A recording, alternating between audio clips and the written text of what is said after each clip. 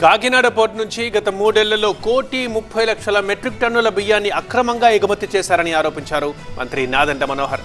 మాజీ సీఎం జగన్కు తెలియకుండా ఇది జరగదన్నారు.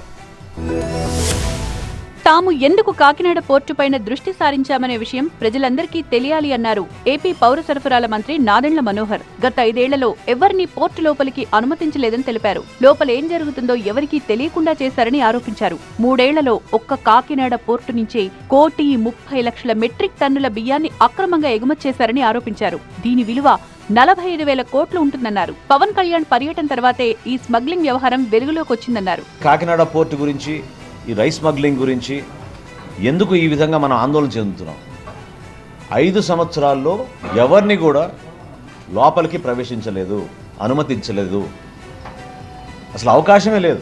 వీళ్ళు దుర్మార్గంగా ఈ 3 సంవత్సరాల నుంచి చేసింది 1,31,18,346 మెట్రిక్ టన్నులు.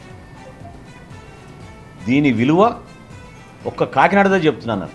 కాకినాడలో రైస్ ఎగుమతి విలువ ఈ 3 సంవత్సరాల్లో 48,537 కోట్ల రూపాయలు. అవినీతి వ్యవస్థను ప్రక్షాళన చేయడమే తమ లక్ష్యమన్నారు మంత్రి నాదెండ్ల.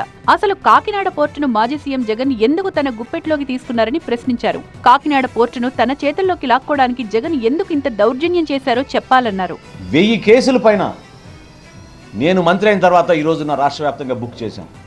సమాజం కోసం ఉపయోగపడే రైస్ మిల్లులు, ఉపాధి కల్పించే రైస్ మిల్లులు కూడా వీళ్ళు వాళ్ళ గుప్పిట్లో తెచ్చేసుకుని ఈ రైస్ స్మగ్లింగ్ చేయడానికి ఉపయోగించడం మొదలుపెట్టారు. ప్రధానమైన ఆలోచన ప్రతి ఒక్కరిలో రావాల్సింది ఏంటంటే, ఈ రోజున కాకినాడ సీపోర్ట్ని జగన్మోహన్ రెడ్డి గారు తన చేతుల్లో లాక్కోవడానికి ఇంత దౌర్జన్యం ఎందుకు చేశారు? కూటమి ప్రభుత్వం వచ్చాక బియ్యం అక్రమ నిల్వలపై దాడులు చేశామని తెలిపారు నాదెండ్ల.